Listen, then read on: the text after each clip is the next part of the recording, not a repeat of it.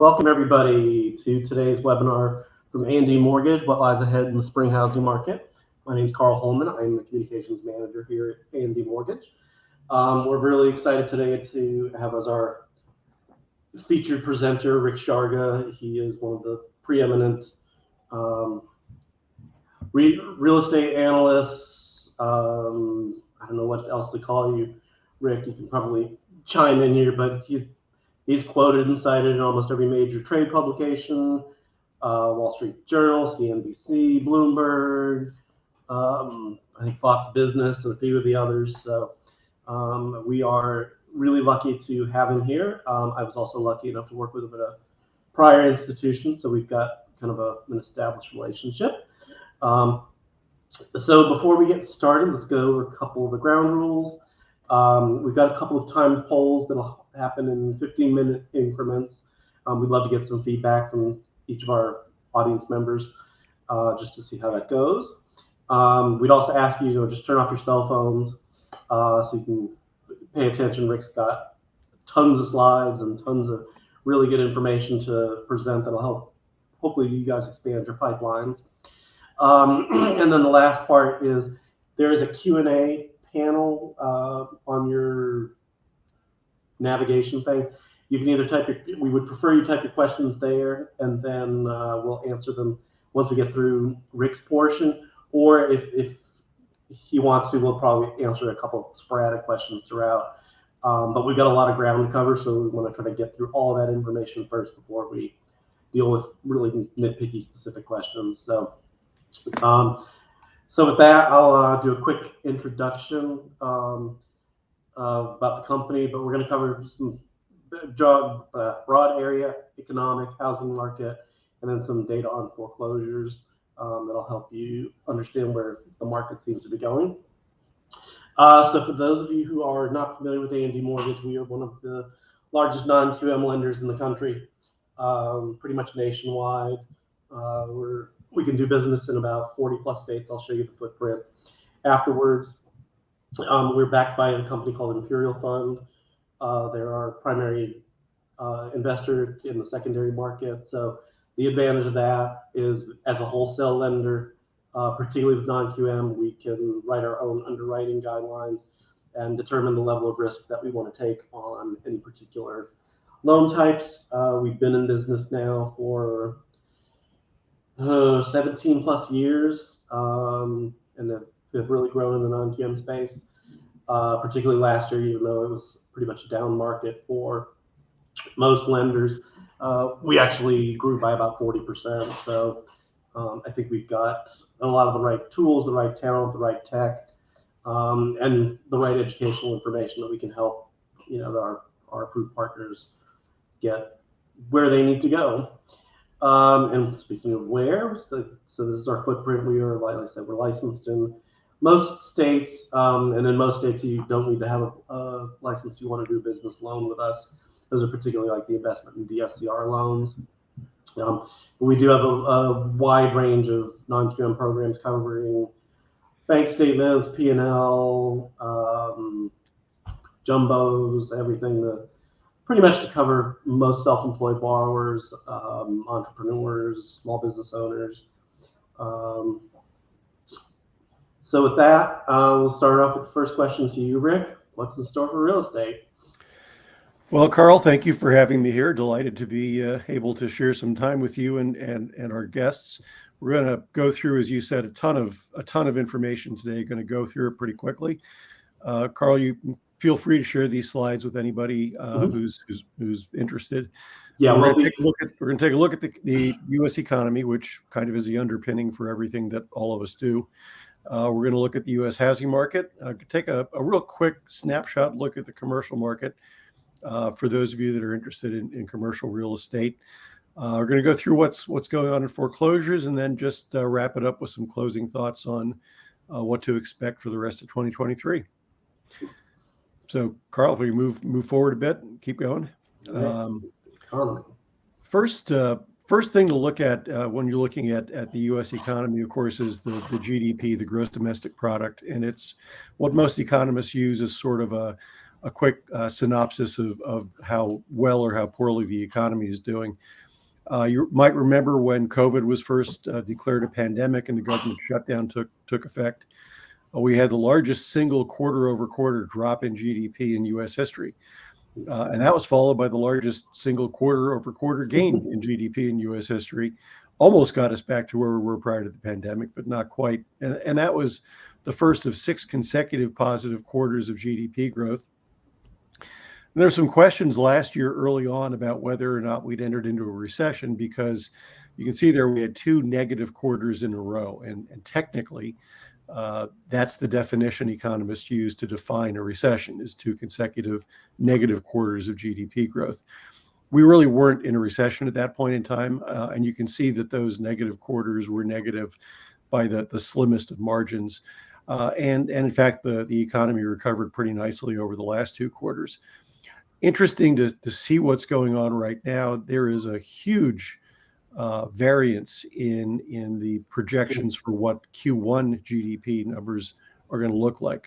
Very unusual to see how wide the disparity is, but I've seen estimates anywhere from under 1% growth to over 3% growth. And that may not sound like a lot, but statistically speaking, for economists to be that far apart over a quarter that's, for all intents and purposes, already in the books is kind of interesting. We're not in a recession at the moment. All of the forecasts I've seen for the first quarter are positive, some more so than others. But there are a couple things to factor in as we're going to go through these slides. Not the least of which is to remind everybody that 2 things that are very important to the mortgage industry, consumer spending and housing, are big drivers of the GDP. Consumer spending accounts for between 60 and 70% of the GDP, and housing is somewhere in the neighborhood of 15 to 17%. So as those 2 sectors go, typically that has a big impact on the gross domestic product, and it's something to watch as we go forward this year. Go ahead and go to the next slide, Carl. One of the reasons that it's fairly apparent that we're not in a recession right now is that a lot of the underlying aspects of the economy continue to be very, very strong. One of those is unemployment. So unemployment has ticked up a little bit in recent weeks. The last read was about 3.6% unemployment. To put that in context historically, economists view a 5% unemployment rate as being more or less full employment. So we've been spoiled both prior to the pandemic and since the recovery by historically low unemployment rates. A couple things to point out here with this chart. That spike you see in the middle of the chart is when the government shutdown occurred. We lost 22 million jobs literally overnight. We've never seen anything like that in unemployment in U.S. history. The big thing I'd point out to you here is the rapidity with which those jobs were recovered. So we lost 22 million jobs, and in about 2 years' time, we had recovered all those jobs and more. And that's just unprecedented. If you look at the last recession we had, the Great Recession back in 2008, unemployment peaked at about 11%, but it took us a full decade to recover those jobs. The tail end of the Bush administration, the entirety of the Obama administration, the beginning of the Trump administration, just to give you historical context. So the fact that we were able to recover 22 million jobs in such a short period of time, nothing short of remarkable. And in fact, there are still about 10.5 million jobs looking for workers, about 1.5 jobs available for everybody who's looking for work. I expect these numbers to tick up a bit as we go through the year. We are seeing more layoffs. We're seeing layoffs of some higher paying jobs, particularly in the tech sector. Of course, the mortgage industry has been hit hard by layoffs, particularly among originators who specialized in refinance loans over the last few years. But it'll be interesting to see how this goes. The Federal Reserve, by the way, we're going to talk about them in quite a bit of detail today. The Federal Reserve believes unemployment by the end of the year will be somewhere in the neighborhood of 4.8%, which is a pretty significant jump from 3.5% where we were. Their estimate is a little bit lower than many of the economists that I follow, but even those economists are in the 5 to 5.5% range. So even if we do have a recession, and we'll talk about that as well, the forecasts we're seeing don't call for a recession where unemployment numbers spike dramatically. But should move ahead to the next slide, Carl. Wages also continue to grow, and they're growing at a pretty healthy pace, over 5% on an annual basis. And that's because of those open jobs and employers' difficulty in finding people to fill those jobs. So, they're basically competing for people to go to work for them. And interestingly, a lot of this growth has been at the low end of the wage scale. So if you look at the last cycle, you saw a lot of income growth at the upper end of the market. But right now you're seeing people making $15, $18, $20 an hour to go work at a fast food restaurant. Pretty significant increases in income at the low end of the market. This is one of the reasons why I am relatively optimistic about the housing market going forward. This is the first time in recent memory where wage growth has actually outpaced home price appreciation. So, we've just come through a decade where just about every year home price appreciation was running hotter than wage growth. But this ultimately will help with affordability. Go to the next slide, please. This is a good news, bad news slide, and is one of the red flags that we're watching in the economy right now. This is a very unusual chart, and if you look at the dotted line there, that's consumer spending. The blue bars are consumer confidence, and historically those two run hand in hand. So the more confident consumers are, the more they spend, and you can see we had that huge drop off again when COVID hit, and it took consumer confidence a while to start to come back up. And then it started to fall back down as we had subsequent waves of new strains of COVID, as Russia invaded Ukraine, and we had other issues happening. But consumers haven't stopped spending, even though consumer confidence has really fallen. There is a question about how long that divergence will continue. And as I mentioned earlier, the consumer spending aspect of the GDP is something that you really can't understate or overstate. It's 60 to 70% of GDP overall. So if consumers do start to worry and do stop spending, we could see that impact the GDP. One of the reasons, by the way, for this growth in consumer spending is pent-up demand. You remember we had a lot of supply chain disruption coming out of COVID.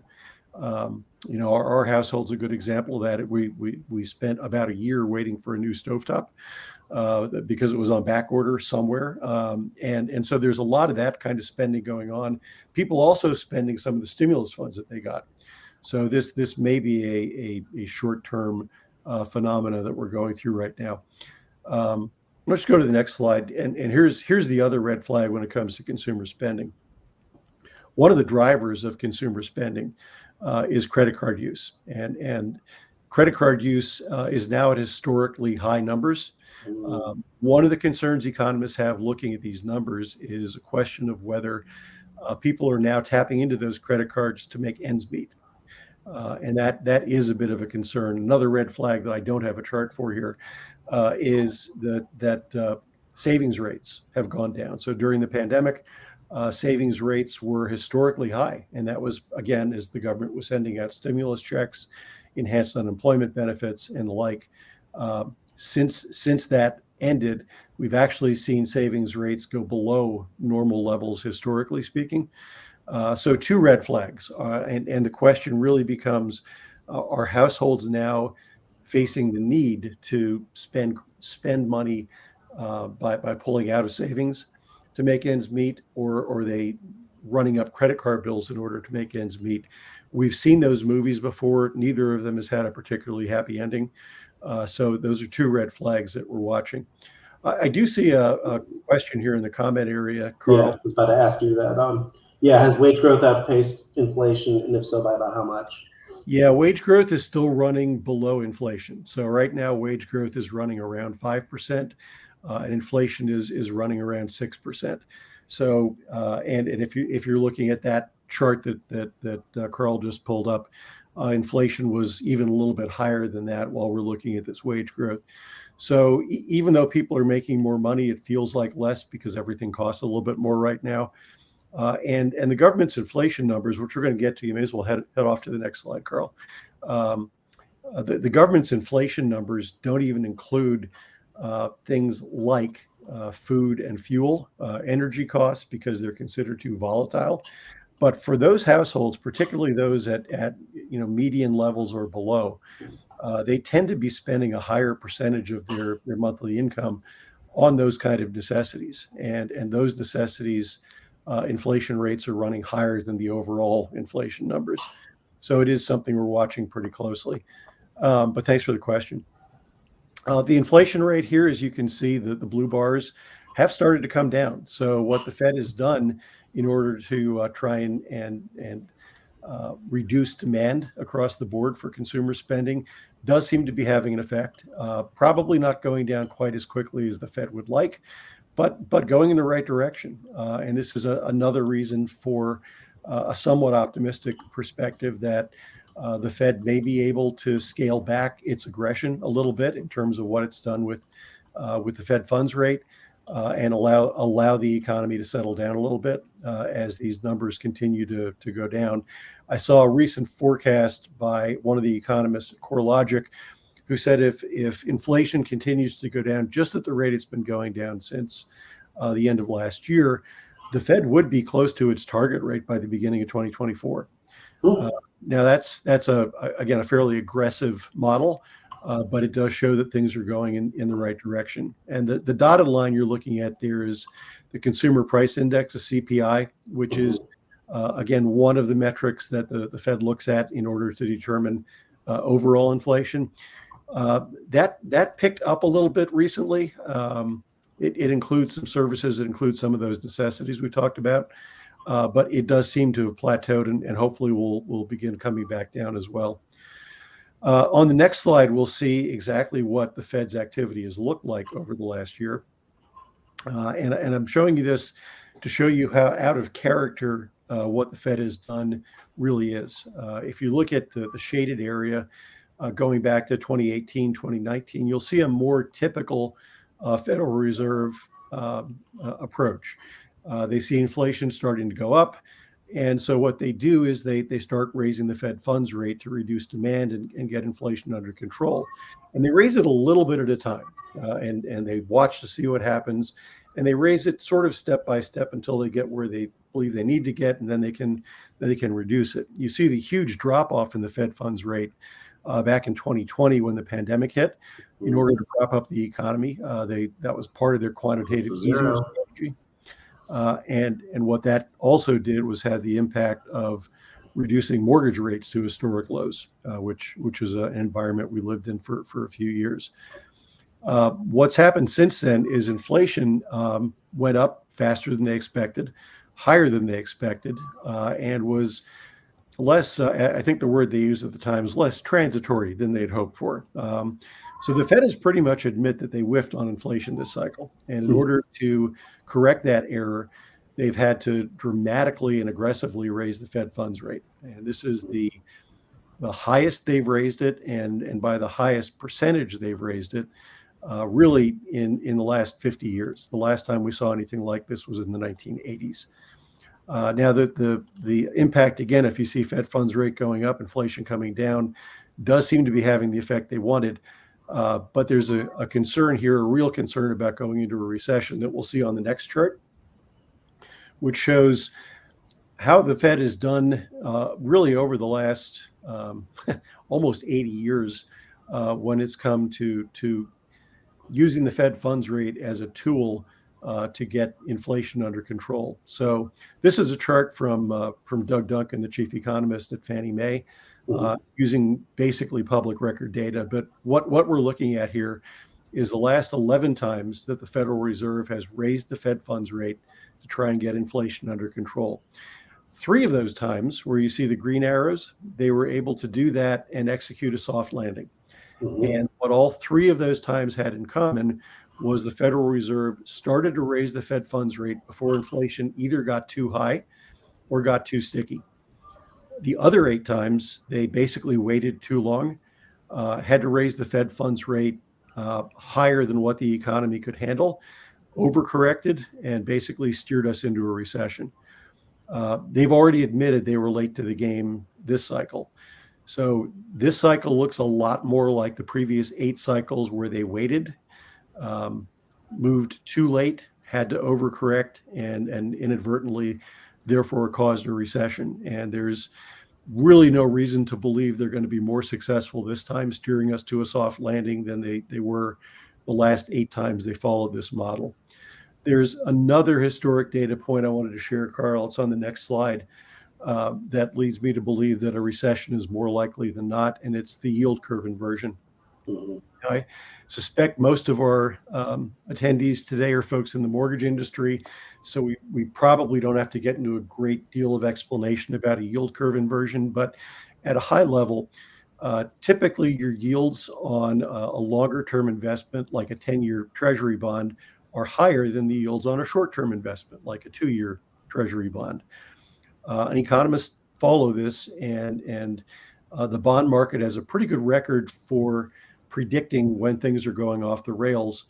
And you see a yield curve inversion, and that means that the yields on the short-term 2-year treasury are actually higher than they are on the 10-year. We've been in a pretty significant yield curve inversion environment for a pretty significant period of time right now. And the last 7 times we've seen a yield curve inversion, we've seen a recession that followed. Given the depth and the length of this particular yield curve inversion, I don't see a reason to believe that this will be an exception to the rule. And I'm guessing this will be the 8th time in a row where the yield curve inversion predicts a recession. By the way, just so below the red line is bad, or above the red line is bad? Below the red line is red, or below the red line is bad. I didn't know that was going to be a tongue twister, but it was.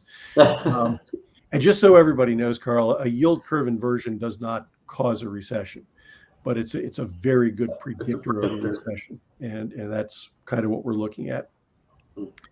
So the good news in all of this is that the only reason we're likely to see a recession is because of the Fed activity in raising the Fed funds rate.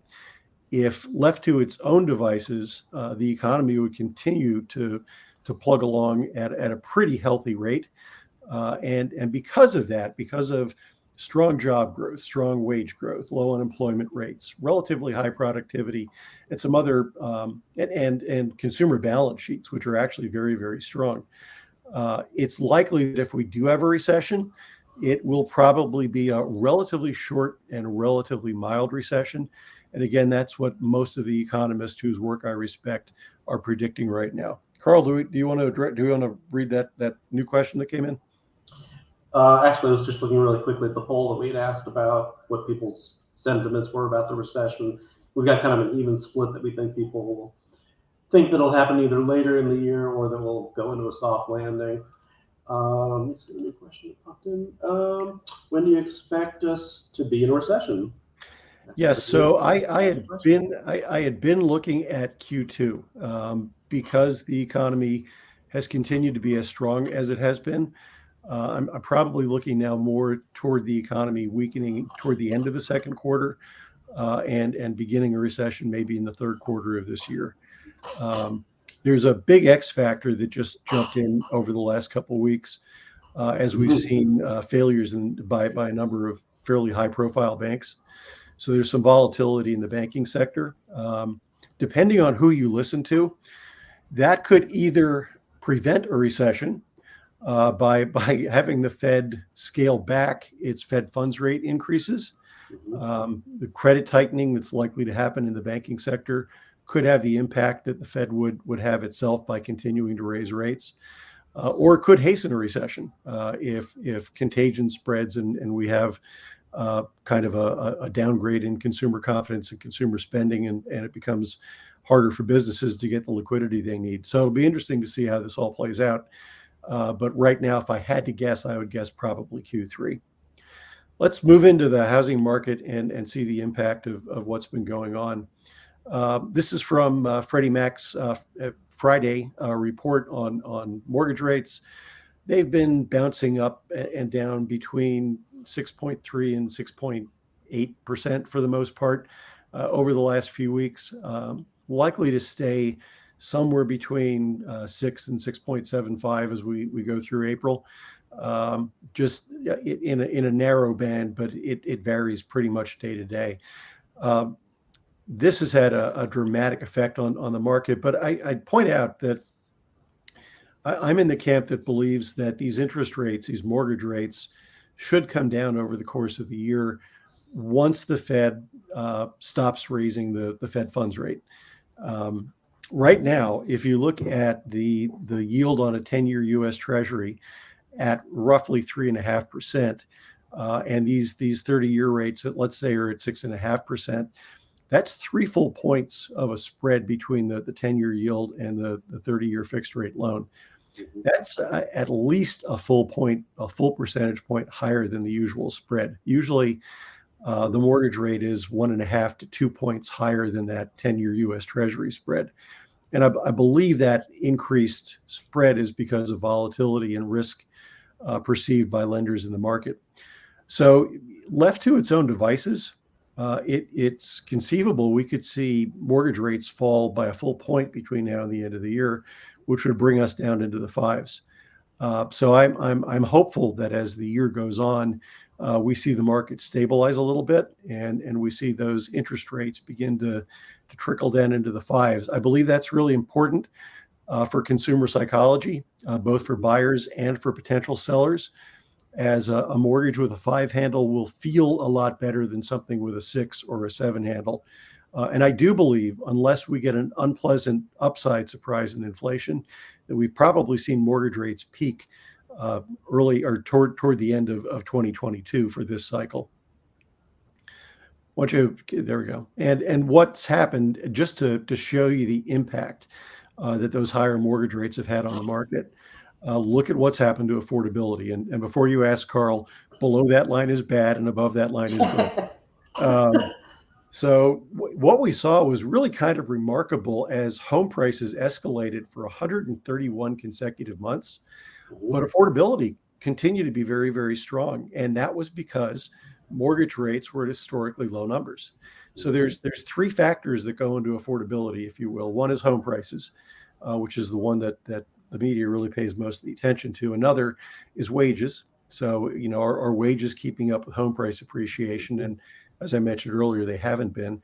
And then it's mortgage rates. And we doubled mortgage rates last year, which is, according to Freddie Mac, the first time in history that the U.S. saw mortgage rates double in a calendar year. And not only do we double them in a calendar year, but we doubled them in a few months. So what that meant for the average home buyer is, in order to buy the same house they would have bought a year earlier, their monthly mortgage payment was going to be 45 to 50% higher. And the market just didn't have a chance to adjust to that. If we were in a normal market where mortgage rates maybe were going up a little bit, home prices were going a little bit, that home buyer might have had to adjust their sights and say, okay, I'm not going to buy a $400,000 house. I'll look at a $350,000 house. But now they had to go from a $400,000 house to a $200,000 house. And that kind of adjustment just isn't something a home buyer can make quickly. The other problem, of course, is something economists refer to as rate lock. And rate lock happens when a homeowner is sitting on a 2.5%, 3% mortgage, and in order to buy a new house, would have to buy a house with a 6 or 7% mortgage. So they're not in any hurry to do that. They're basically going to sit tight and wait for market conditions to improve, and that keeps inventory levels low, which we'll see in a couple slides. I do see a question here, Carl, about when I anticipate the Fed cutting the Fed funds rate, and I don't believe we're going to see that this year. I say that advisedly. If we have a stronger recession than what I believe we're going to have, the Fed may have to reverse course and lower rates in order to stabilize the economy.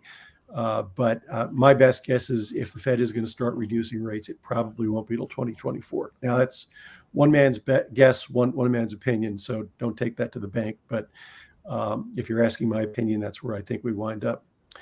Let's go to the next chart and show what the impact has been on housing overall. This is on the industry first. This is a First American chart based on NAR data of existing home sales and MBA data, Mortgage Bankers Association data for purchase loan apps. And the purchase loan apps is the dark blue line here. So these are the number of borrowers that are applying for a loan in order to buy a property. And those numbers are off by about 40% on a year-over-year basis. So we ended last year about 22, 23% lower than the prior year, but the numbers got progressively worse as interest rates went up from spring through winter. So right now we're trending at about 40% below where we were a year ago, which just shows the impact that these rising rates and worsening affordability have had on demand. The refi business is even worse off. It's down about 74% year over year. So again, hard to overstate the impact these higher rates have had on the mortgage industry in general. Rates don't look like they're going to come down dramatically. So the refi market probably continues to be weak through 2023 and 2024. So what's happened, this chart, two things I'd like to point out here. Look at the blue lines first. Those are home sales. This is from NAR over the course of 2022. I've never seen a chart like this. I rarely, if ever, have had a year where home sales peaked in January and went down every month for the balance of the year. What that means is we basically wiped out the spring and summer selling season where we normally see home sales go up. So usually it's more of a curve of that.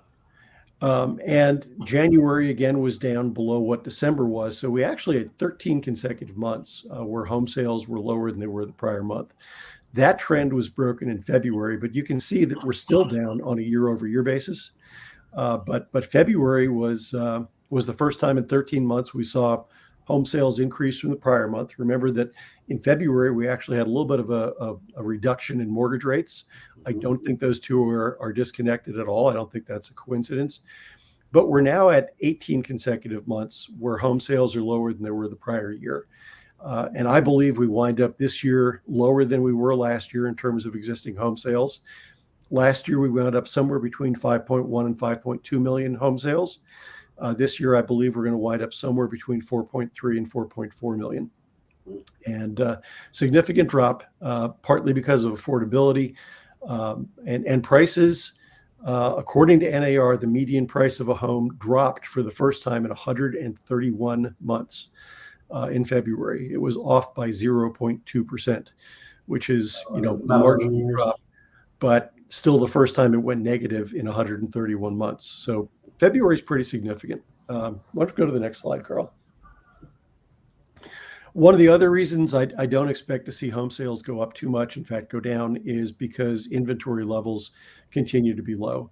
This is a slide from Altos Research. That dark maroon line you see kind of in the middle of the chart is inventory for 2022. And you can see it's actually been dropping a little bit, despite the fact that it had a bit of a recent uptick. Higher inventory levels, and I use higher very advisedly, are a little bit of a false positive. If you look behind the headline numbers, what you see is that even though inventory is a little higher than it was last year, new listings are actually down. So what we're seeing is it's simply taking longer to sell properties once they're listed. Not ridiculously longer. We've gone from 2 weeks to 4 or 5 weeks across the country, which is kind of getting back to normal, but that's the only reason we're seeing what look like better inventory numbers. So combination of weak inventory, weakening demand, weak affordability, all conspire to lead us to lower numbers of home sales. I do believe that the first half of this year will be the worst of it. I think the second half probably will be better than the first half this year. And I believe that we'll be poised for a year of growth in 2024. Let's keep moving, Carl. New home sales were down about 19% in February. They were more or less flat with January. These numbers have a tendency to be a little bit more volatile. They tend to be corrected a bit more after the fact, because when these numbers are reported, they don't factor in cancellations of contracts that were entered into, and those numbers have been a little bit higher since the mortgage rates have gone up. But we ended last year down about 16% year over year in new home sales. February was down 19% year over year as well. And I'm forecasting that we'll wind up the year at about 600,000 new home sold. I believe we would have more new home sales, candidly, but I don't think we're going to have the inventory to support higher numbers. Keep in mind that new home sales tend to be a little bit more sensitive to price fluctuations and mortgage rates. If you're that homeowner I mentioned earlier sitting on a 3% mortgage, you're not going to be inclined to be in a hurry to sell in a market with today's conditions. If you're Toll Brothers or Pulte Homes or some other builder, and you have 3, 4, 5, 6 homes sitting at the end of a development that are vacant, you're going to be incented to get those off your books because they're costing you money every month. So housing starts and permits are probably down as well. Yeah, that we're going to show that in a second. So concessions, you'll make concessions. You'll pay down points to get mortgage rates down for your buyers. You'll reduce prices, and so we're seeing a lot more of that kind of activity in the new home market. But I think my next slide is inventory and starts. Yes, and this is from a website called Calculated Risk. I love their blog. The housing starts have been coming down by double digits year over year since last July. So the builders got the memo this time. In July last year, housing starts were off by about 18% year over year. So the builders adjusted pretty quickly to what they were seeing in terms of consumer buying activity. If you go back to the last recession, the last housing boom and bust, one of the reasons we had the bust is that the builders continued to build even though buyers stopped buying. And in fact, what we wound up with back in 05, 06 was a peak of about a 13-month supply of homes available for sale. A normal healthy market is about a 6% level of inventory. Today, we're at around 3.5%. This is showing what's going on in new homes. And there's a couple interesting things here. The gray line kind of gets to your point, Carl. That's basically permitting data. So it's this is the months of supply available, if you will, but construction hasn't started. So a permit's been filed, ground hasn't been broken, but that's basically what the builders have. And you can see that's kind of been trending down over the last couple months. The blue line a few months ago represented a record level of homes under construction and available for sale, but not completed yet. So it's been taking builders longer to complete construction of homes once they started them. That's mostly because of supply chain disruption, inability to get there were labor issues too, trying to find and a shortage of construction labor. You're spot on, Carl. So that number will gradually work its way down over the course of the year. What's been interesting though is as those properties get completed, they're selling within weeks. So the red line, which is the number of homes finished construction that are available for sale, is just now coming off historically low. And this is data going back to the mid 1970s. So you can see that there just wasn't a lot of completed inventory available for sale. People were buying while the homes were under construction. That led to some problems because construction delays lagged into when mortgage rates went up. And so suddenly the buyer that was in a contract was walking away from an earnest money deposit because they couldn't afford the home anymore. So it's been a real unusual period of time in the new home market. Let's keep plugging away here.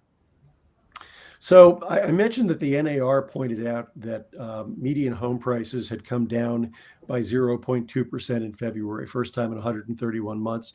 There are a number of other indexes, and I like this one. It's from a company called Quantarium.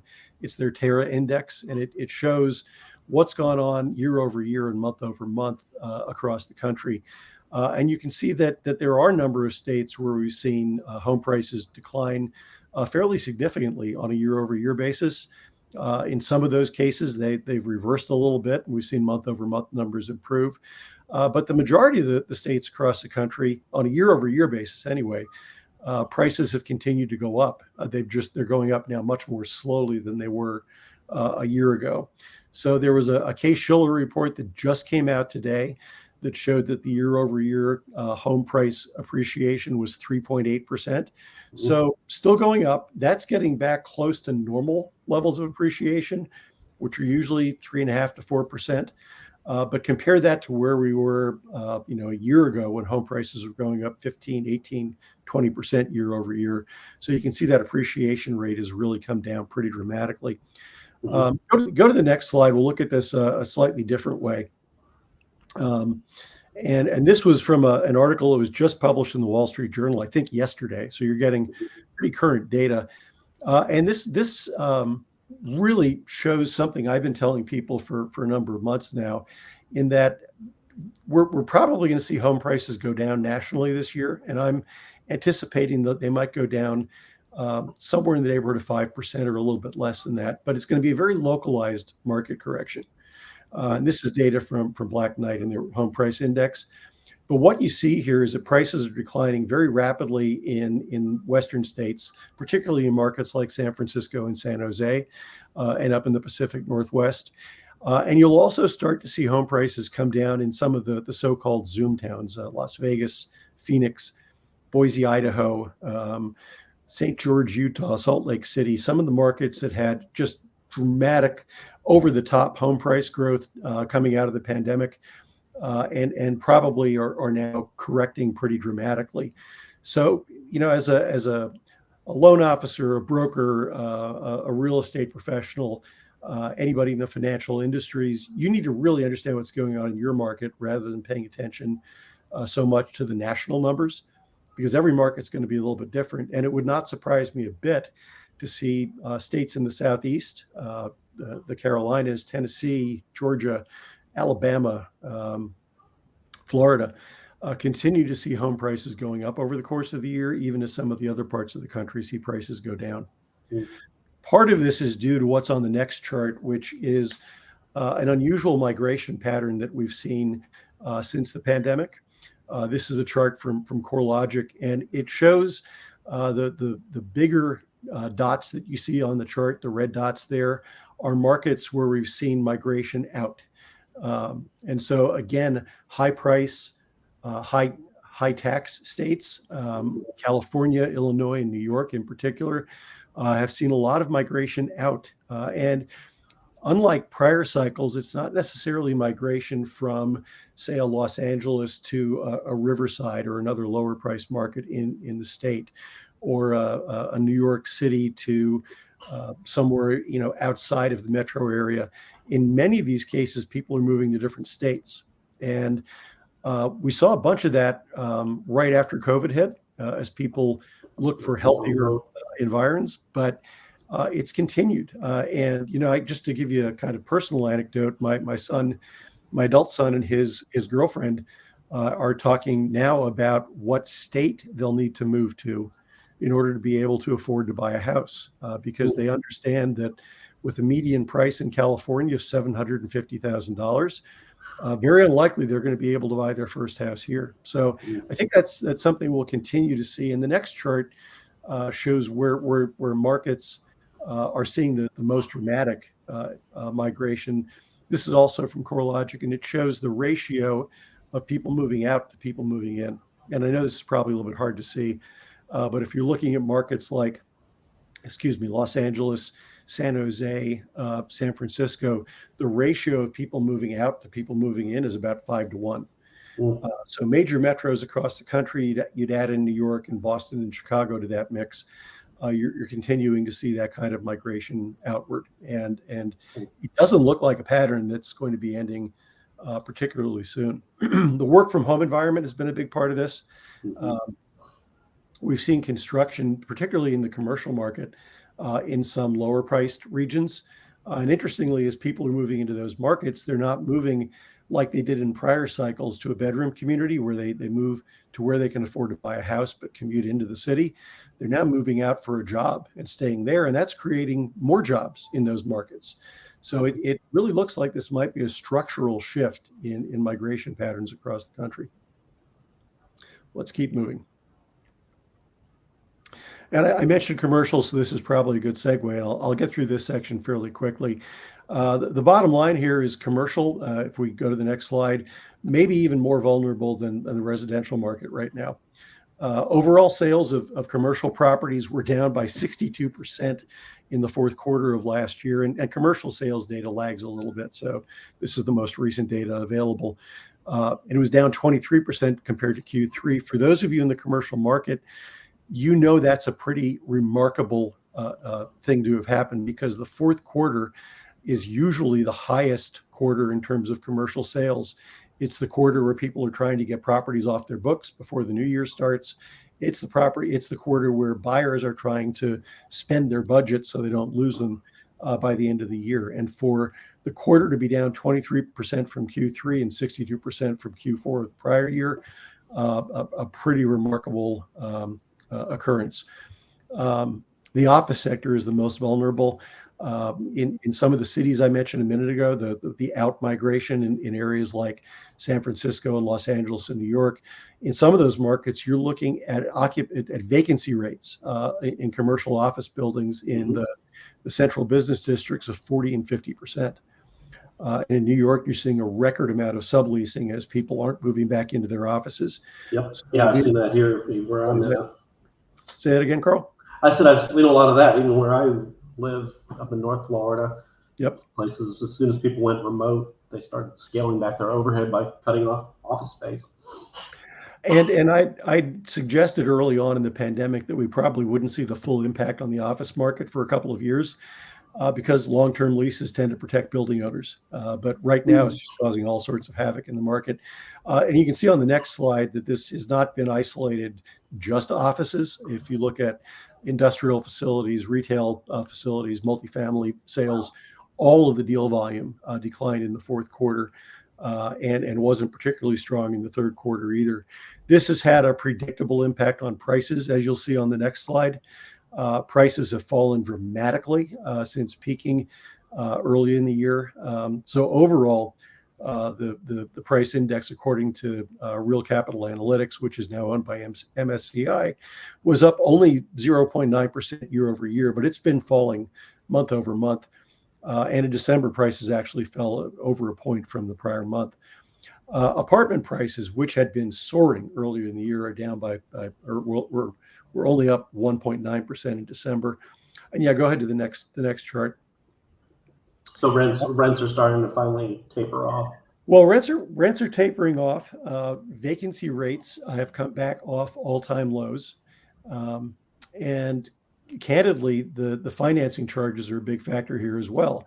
So higher cost of financing coupled with flattening rent rates have made the cap rates, which is what an investor will look at as their return in the multifamily market, down into the fours. So multifamily sales have been off by over 50% in many markets over the last couple of quarters. The other thing that you have to keep in mind is there's a record number of multifamily units coming to market this year. So there's a chance we might actually get to see a little bit of an oversupply in certain markets. But again, prices have flatlined or gone down in just about every category you can imagine. Let's keep moving forward on this. There's a concern. There's $1.1 trillion in commercial mortgage-backed securities that are maturing over the next few years. A couple $100 billion of that in the office space, and there's a concern that in many cases the owners won't be able to refinance, won't be able to afford to refinance because they're coming off low rates into today's rates, and they're doing it at a time when property values are falling and the number of renters in the buildings has gone down. So it's just kind of a perfect storm for the commercial market, and we are seeing an uptick in commercial foreclosures. Not large numbers nationally. You're still below 500 foreclosures in the last month of commercial properties, which is a tiny number. But I'm pointing out that it's much higher than normal. You're almost at double the normal level of foreclosure activity. And there is a growing number of these loans that are likely to be distressed. So with that, just to kind of lead into the foreclosure conversation, Carl, let's keep moving forward and talk about what's going on in residential foreclosures. Mortgage delinquencies, which are a precursor to foreclosures, did tick up slightly in Q4, but still right at or below the historic average. So we saw a spike as millions of borrowers, 8.5 million borrowers, entered and exited the government's mortgage forbearance program that was designed to prevent foreclosures during COVID. Did a remarkably good job of that. But you saw the people who were at least theoretically seriously delinquent, that's that green line, jump up to levels we hadn't seen since the Great Recession. That number has come down as people have exited the forbearance program. And in a normal market, we'd be at about a 4% delinquency rate in January. At the end of Q4, rather, we were at about 3.86%. So right at normal levels. Should be. Right about where it should be. And the other thing to keep in mind there is that number is a little higher than it might be because of natural disasters and lenders and servicers allowing people to forbear their loans temporarily while they're figuring out what's going on with the damages from those wildfires and hurricanes. But what you'll really see on the next chart is that in a lot of cases, these delinquencies are driven by early stage delinquencies. That's the chart you're looking at here from the Mortgage Bankers Association, and the blue line on the top is the FHA portfolio. So pretty significant blip in early delinquencies. That's 30-day delinquencies. And if you remember back to what I was talking about earlier, being concerned about households at median income levels or below, that's kind of your FHA borrower from the program. That's what I was wondering. First-time home buyers and people. Yeah. So if we're looking at below the poverty line, well, hopefully above the poverty line, but not a lot. And you're a water heater repair or an unexpected automotive repair or medical bill away from missing that mortgage payment. Now, the good news is the majority of those 30-day delinquencies tend to remedy themselves. But it's still something to watch for. And again, if I'm looking for an area of vulnerability, I am looking at the FHA portfolio. That has not translated yet to anything to worry about in terms of foreclosure activity. I have two charts here from my former company, Adam. One is showing foreclosure starts. Foreclosure starts are that first notice of foreclosure, first legal notice that a borrower gets. Typically, they don't get it for 90 to 120 days. And right now, most recent report from Adam is that foreclosure starts have come back up to about 80% of where they were prior to the pandemic. Prior to the pandemic, I should point out, foreclosure activity was lower than historic averages. So in a normal market, about 4% of loans are delinquent, about 1% of loans are in foreclosure. We're still looking at about 0.6% of loans being in foreclosure. So not back where we were. What's really interesting to me about this chart, though, is actually what's on the next chart.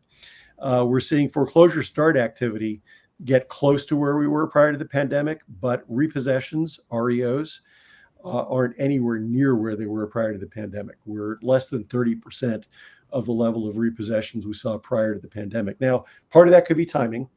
We're just seeing properties come back into the foreclosure pipeline as foreclosure starts. And there are states like New York and Florida and Illinois and New Jersey where it's not unusual to take 1,000 days to do a foreclosure. So it could just be a matter of timing. But the other reason I think this is the case, and I think this is going to be the case as we go through this particular cycle, is what's on the next chart. And that's the fact that 92% of borrowers in foreclosure have positive equity. This is a complete reversal from where we were going into the Great Recession, when just about everybody in foreclosure was underwater on their loan, and a third of all borrowers were upside down. And we're not talking about just a little bit of positive equity. If you look at these numbers, this is, let's say, roughly 270,000 borrowers in some stage of foreclosure. If you look at the left side of this chart, almost 100,000 of those borrowers have between 20 and 50% equity. Over 60,000 have between 50 and 75% equity. And about 35,000 have more than 75% equity. So we're already starting to see indications that a higher than usual percentage of borrowers in foreclosure are selling their properties off as traditional sales, not short sales, prior to the foreclosure auction. And the auction companies tell me that the sell-through rates of properties that do get to auction are much, much higher than they were prior to the pandemic. So normally you get a property to auction, maybe 30, 35% sell through at the auction sale. Today, that number is more like 60 to 70%. So fewer properties getting to auction because these homeowners have equity, and fewer properties that get to auction going back to the lenders. So for those of you who work in the REO part of the market, the default part of the market, I'd urge you to keep that in mind. It's not going to be, this cycle is not going to behave like prior cycles. Before we wrap up on my outlook, Carl, another question here. The commercial foreclosures I was talking about earlier isolated to a particular metro market or industry. No, not necessarily. They tend to be across the board, but we've seen most of the foreclosures, if you're looking at the type of property, happen in the hospitality industry, the hotel industry, and the office market. Those have been the two that we've seen most of the foreclosures in. Keep in mind that a lot of limited service hotels, think Marriott Fairfield Inn or Hilton Garden Inn, those kind of properties, are owned by small investors. Occupancy rates at the hotels are still lagging behind 2019 numbers pretty significantly. So a lot of those small investors just didn't have the financial wherewithal to withstand 2-3 years of below normal levels of occupancy rates, and we're seeing some distress there. But we're also seeing it in some big facilities. Two in New York, the Roosevelt Hotel was foreclosed on, and Marriott Midtown Manhattan East was foreclosed on. Two fairly large hotels that have often done a lot of business activity. So, but hotels and offices for the most part. So we can wrap up my part, Carl, see if there's any more questions after that. But just to kind of review what we said earlier, the consensus is there's likely to be a recession this year, but hopefully a relatively short and mild one. Unemployment probably somewhere in the 5 to 5.5% range, unless we get an unexpected shock to the system elsewhere. Hopefully mortgage rates should gradually decline back toward 5% toward the year end. Home prices likely to decline as well, but with wide geographic variation. So again, important to be paying attention to local market conditions. Existing and new home sales probably going to decline, again, about 4.3 to 4.4 million existing home sales, maybe 600,000 new home sales. I didn't mention this earlier, but there is still a demographically driven demand that will continue to be a tailwind for both owner-occupied and rental properties, at least through 2024. We have the largest group of young adults between the ages of 25 and 34 in U.S. history. They all need a place to live, and they're reaching prime age for household formation and home ownership. Likely to see a continuation of the migration from high cost to lower cost states, or at least areas. Commercial market may be more vulnerable in the short term than the residential market, particularly the office sector, because of work from home and some of those migration patterns we talked about. And overall, foreclosure activity is likely to increase, but not likely to return to pre-pandemic levels prior to the end of this year, beginning of next year, and highly unlikely to get anywhere near what we saw during the Great Recession. And Carl, if anybody is interested in following me on Twitter, I have my Twitter handle up on the next slide.